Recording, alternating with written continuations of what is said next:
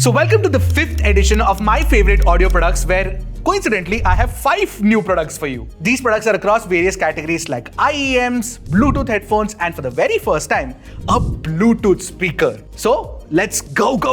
Hi, I'm Arshad, you're watching Trakin Tech English, your destination for detailed, incisive gadget reviews. So let's start with the IEMs of course, and I want to talk about the KZ Caster Bass IEM first. And these are unabashedly bass heavy headphones that are also audiophile grade. And a lot of it is partially thanks to the fact that you actually get a dual dynamic driver setup. So the mid bass response was like pretty weighty in a song like Roll My Stone by RC Drive, and I really liked it. And in fact, if you even want sub bass grunt in Limit to Your Love by James Blake, you can expect that too. And the bass is especially pretty refined for a sub 2000 pair of IEMs. But the problem that I felt with the sound is that while there is a bit of treble extension that does bring in a little bit of clarity, it does sound a little thin and a little meek as well. And if you're sensitive to treble peaks around the 7 to 8K region, then you might find this a little fatiguing. But let me tell you the reason why the KZ Caster actually makes it to my list, and that is primarily because KZ goes all out with tuning switches. So you get 4 tuning switches, 1 and 2 are for the bass and 3 and 4 are for the mid and the high frequencies. So say for example, if you increase 1, then the bass gets increased slightly, and if you increase 2, then it gets increased even more. But switching them on meant that the bass was a little too much for my taste, so I sort of switched them off. In fact, if you play around with these tuning switches, there are 16 permutations and combinations that you can actually get. But one of the things I noticed while playing around with these tuning switches is that the differences between each of the EQ changes that happen is kind of minuscule, and you'll have to like really listen to it for you to understand. So a lot of people might find this to be a gimmick. And the good thing to note about this bass edition is that I expected it to be dark sounding and the sound staging to be bad because the bass is elevated. But surprise, surprise, the mids are not very recessed. It's like a mild U shape, and you might even not notice it when you're listening to it. The bass is there, but it doesn't eat into the mids. That's what I like about the KZ Caster. I was pleasantly surprised by the sound staging and imaging in particular. They're above average, of course, but for a pair of, sub 2K IEMs, they actually are good. And finally, for the price, you also get metal housings and a very nice cable, something that KZ didn't do until now. Overall, I'd say that I know a bunch of audiophiles out there who also like their bass and they don't want to spend too much, then the KZ Caster would be perfect for you. And bass is not a bad word, dear other audiophiles, please write that down somewhere. Now, before I talk about the next product, which is also a KZ by the way, don't forget to hit that subscribe button because I love making videos like this for you, and I'm sure that you also love watching it and you gain a lot from it. The next one that took me completely by surprise are these, the KZ ZS12 Pro X. Now easily, these are my most favorite sounding KZ IEMs that I have tested till date, also the most expensive ones that I've tested till date. So what you get inside each housing is a single DD and 2 balanced armature drivers, and you also get the tuning switches if you buy the tuning version, which is what I tested. And of course you can play around with the tuning switches to get like a different EQ, just like you could with the KZ Caster, but I don't think it's required. By default, I'd say that this is a mild U-shaped sound. And the good thing about it is the fact that none of the frequencies actually encroach the other's space. This is one of the cleaner sounding KZ IEMs that I've tested, and the imaging is pretty good too. And the treble has really good extension, and it didn't sound harsh. The bass response is tight, it's got a lot of weight to it as well, and it doesn't sort of decay too much, and it's fairly fast too. But let it be known that something like the KZ Caster Bass Edition actually does have more bass on offer, there's more volume of bass, but it's not as refined as the KZ ZS12 Pro X. One thing I noticed while testing is that the upper mids have a little bit of a peak sometimes, which can get grating in certain songs, but it's not too much for you to sort of find it really annoying not to consider this. But know that I enjoyed these only with the bundled foam tips and not the silicone tips, because these have a very long bore and it matters that you get a tight seal for it to have the kind of sound quality that I am experiencing. However, the downside of these foam tips was that they're actually pretty uncomfortable to wear for long listening sessions. I found it very fatiguing. A couple of other concerns I had with the sound was the fact that the tonality in the mids especially could have been slightly better, and the sound staging is decidedly average. It's not very wide sounding. The other thing is, I didn't mention this in the KZ Caster because of its price, but within the box of both these KZ products, you do not even get a carry pouch, and the ZS12 Pro X is more expensive. Plus, these have metal housings, which is a good thing, but the paint chips off easily. And the other thing is, while the quality of the wire is good, you get an inline remote which is made entirely of plastic and it's so cheap, man. Regardless, the ZS12 Pro X does enough with the sound for me to actually consider it in a discussion where I'll be recommending under 5,000 rupee IEMs, and I'll put it in, the same bracket as the Moondrop and SimGot options in this price class, which by the way is huge praise for a product from KZ, at least from my end. Which brings me to my next product, because however hard KZ tries, it cannot match up to the kind of offerings that SimGot has been bringing to the market, especially with this one, the EW300. Now, the version that I tested is the Type-C DSP variant, and it's been tuned pretty well. The thing is, this Type-C endpoint actually has a DAC amp in it, and it's an L-shaped plug. Now, most of the SimGot products that I test, including the EW300, what I feel is that there is a signature sound which is warm, which is engulfing, and it's like a warm blanket in your head. Now, I prefer slightly more engaging sounding IEMs, where there's a little bit more punch and a little bit more energy. That's not the SimGot EW300. But the more I listened to this, I understood the appeal and I understood why people are loving SimGot products. And by the way, to get that understanding, again, I had to play around with the tips, and this has a reverse KZ ZS12 Pro X problem, by the way. So the EW300 actually has a short bore, and therefore it matters that you use a tip that can actually seal really well. And again, you need to use the foam tips. Once I got the seal right, that's when I started enjoying the sound even more. Because if you don't get it right, the passive noise isolation is terrible. You can literally listen to everyone around you. So the Tribit driver setup inside the EW300 actually does a very good job of reproducing Celeste's like dreamy, sort of raspy, raw vocals in Strange. Oh yeah, you get a proper Tribit driver setup, which means that you get completely different kinds of drivers. You get one dynamic driver, you get a planar magnetic driver, and you get one piezoelectric driver as well. Plus, there are two tuning nozzles, one is in silver and the other one is bronze. And unlike KZ's tuning switches, changing the nozzles actually changes the sound signature, and I could hear the difference. I prefer the silver one because it has a lot more subdued bass compared to the bronze one, so it sounds slightly more airy. Now, surprisingly, SimGot says that the bronze one with the purple sort of, ring is actually meant for gamers, but it sounds dark, and I feel that the silver one is actually better. This IEM is actually a mid-range king. It's a mid-range smoothness machine. If you listen to a lot of Bollywood or just somebody playing one instrument with their voice, this product is going to sound incredible. In comparison, the treble is slightly more laid back and it's not as rounded off.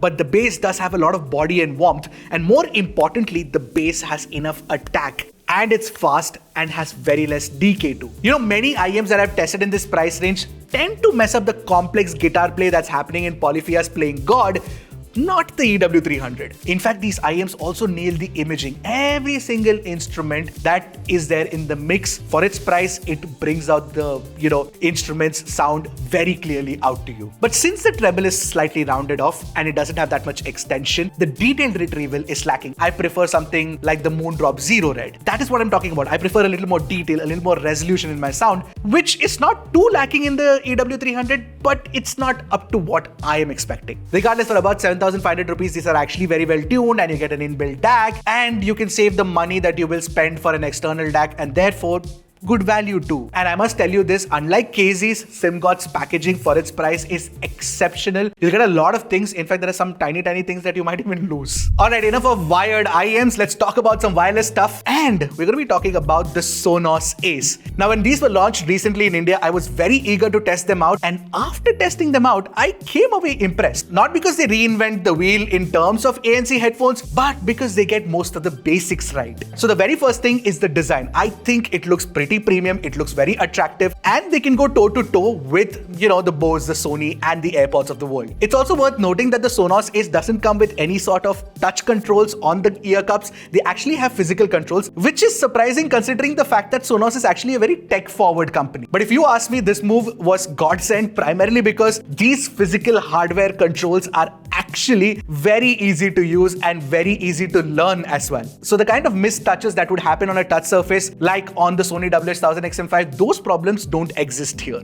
And considering these are premium headphones, I really like the exquisite packaging as well. The carry case that you get is actually a very slim one, and what I noticed is that it would easily slip into my bag. The only problem with the case is the texture. It attracts a lot of lint. But within that case itself, you also get an extra sleeve for you to carry around the two cables that you get within the box. You get a Type-C to Type-C cable and a Type-C to 3.5mm cable as well. I'm glad that Sonos had some sense here because using this in wired mode actually plays back music in high res. Of course, I'll talk about that, but before that, most importantly, with a pair of headphones, what matters is if these fit well. Now, if you've been watching my videos for a while, I am not a big fan of headphones primarily because my head is big and the clamping force is generally tight on most headphones that I test out. But these actually fit well, very well. Regardless, once they fit in my head, since the clamping force is not that tight and you've got very soft padding as well, they're extremely comfortable to wear for long listening sessions, which last about like 2 to 3 hours. And because the fit has been so good, even the passive noise isolation is pretty good. And when you add ANC on top of it, these were actually supremely impressive. Of course, this doesn't match the ANC performance of a Sony or a Bose, but it comes really close, and I think personally it beats the AirPods Max. Of course, there are other features available. For example, you get an aware mode, which is Sonos' version of transparency, and it works fairly well. You also get 8 beamforming mics for calls, and in my testing, I noticed that they're pretty decent. Take a listen to it for yourself and let me know what you guys think. Yeah, no, Hi, Nishan, how are you? I'm good. How are you? Yeah, doing great, bro. Where are you right now? What's up? Of course, you've got features like dual connectivity and wear detection. The one thing that Sonos does well is actually tune the latency right on those features. So say for example, if you're wearing these and you take them out, the moment you take them out, it pauses music, and the moment you wear them back on, it plays music. The kind of latency tuning that has been done is perfect. The Sonos app that you get is also clean, it's minimalistic, and of course you can tie it in with the other Sonos products if you have them in your house. But where Sonos actually excels compared to its competition is in battery life. It's absolutely superb. I'm getting about 30 hours of playback on a single charge, and you can actually extend it further if you listen to music at lower volume. Now, talking about the sound, it's not like an audiophile grade product, but it's an inoffensive sort of warm sound that you get with it, and it's a typical U-shaped signature. There's a clear emphasis on the bass and the treble, and sometimes the mids do get recessed as a result. The sound staging is kind of average, it's not the best, but the imaging is where it stands out because you can actually listen to all the different instruments very clearly. Of course, the tonality could have been slightly better though. But there are 3 reasons why the Sonos A stands out. The first one is the fact that if you have an Android phone, then it supports aptX lossless. The second thing is the spatial audio tuning has been done exceptionally well. It comes from the fact that Sonos has been really good at tuning audio for TV, and it does that very well for headphones too. So if you're watching movies, then this one has a kind of rumble, and with spatial audio, the sound staging improves by leaps and bounds, and it comes very close to an AirPods Max, and that is high praise. Finally, like I mentioned, if you connect this to a 3.5mm cable and connect it to a nice source, you can also get high quality, high-res audio wired. So yeah, it's not like the best ANC headphone out there, but it's definitely in the top 5. And top 5 matters because there are many ANC headphones out there now. Yeah, so these are priced at 33,000 rupees, which I feel is slightly on the steeper side, but that's the kind of extra that you'd have to pay for a Sonos product. Finally, let's talk about the first speaker that I've ever featured in this series, and that is the Sonodyne Antara. Now you must be wondering, Ashad, what's a Sonodyne? Well, fun fact, Sonodyne is an Indian company that was set up in the 70s in Kolkata. Now you can be excused if you've never heard of this brand before, but the next time you enter a Taco Bell in India, go and take a look at the speakers there. And you know what? Sonodyne is a truly Indian company that actually makes truly great tech products because that is what we care for, and therefore it deserves more love from the Indian community. And the Antara is definitely deserving of that extra love, if you ask me. And you'll know why. The primary reason for that is because of the way it sounds. So the Antara has actually been tuned to sound clean, it's tuned to retrieve more details and not to muddy the sound like most Bluetooth speakers do, sometimes which cost even more than what this one does. I'll get to that in a bit. In fact, the name is also very well suited because it's perfect for, Indian classical instruments like the tabla or the shehnai, which actually play in the penultimate section of Ye Jo Des Hai Tera in Swades, and it manages to reproduce all of the clarity and detail without messing it up. Especially the tonality and how the instrument should actually sound. For a Bluetooth speaker, it does an exceptional job. Ye jo des hai tera, swades hai tera. But let me be transparent out here. The one area where the Antara loses out is in the sub-bass reproduction. But Sonodyne is also very clear about the fact that these can only extend down to 60 Hz. And therefore, when you listen to genres like rock or hip-hop or modern pop, these might not excite you as much or might not sound very dynamic because they don't have the grunt in them. For which Sonodyne has actually added a pre-out, which means that if you want, you can add an additional subwoofer to a Bluetooth speaker. I've never heard of anything like that before. It's crazy. Now coming back to the point that I found Antara very impressive, primarily also because I was testing the Beats Pill right next to it. Now of course the Beats Pill does have more extension in the low end and it's got a lot of sub-bass grunt too, but then it doesn't sound as clean or pristine or as divine, if you ask me, as the Antara.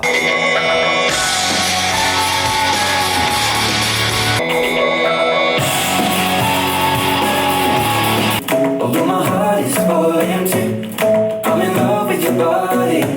Although my heart is falling too, I'm in love with your body. For my use case of a Bluetooth speaker where I know that stereo imaging is not going to be great, I think that the Antara works really well for me. And I will definitely put it in the audiophile grade category, which I will definitely not for the Beats Pill. Of course, it sounds great, but it is also built like a tank. Plus, you get IP65 rating, so if you take these out, no problem there, because you've got a rubber flap to actually protect the ports at the rear. And you know what? If you take a look at the ports at the rear, there's a USB-A port. You can actually connect a pen drive with MP3 files in it and listen to music from there. But here's the thing, the final reason why that I can easily recommend the Antara is for its price. It's priced around 11,000, 12,000 rupees, and for that price, they are bang for the buck. Alright, so that's it from me. I hope you guys liked the products that I've recommended, and if you want to buy one of these products, links should be in the description, go check them out. Now for the next episode, I'm also taking recommendations from you guys. What products would you like us to test specifically? I'll do that. And if they make it to the list or not, I'll let you guys know as well. By the way, before I leave, I must mention one product that you must avoid at all costs, and that is the Beats Solo Buds. Firstly, because for the price, they're tuned terribly. You can get way better sounding products. Even the OnePlus Buds 3 sounds better. Secondly, there's no ANC. Forget that. There's no battery inside the charging case. In fact, it's not even a charging case. It's just a case through which you can connect the wire and then current passes through and it charges. I don't know. It's just weird. Avoid it. Alright, so that's it from me for this one. I'll see you guys in the next one. Until then, keep tracking and stay safe.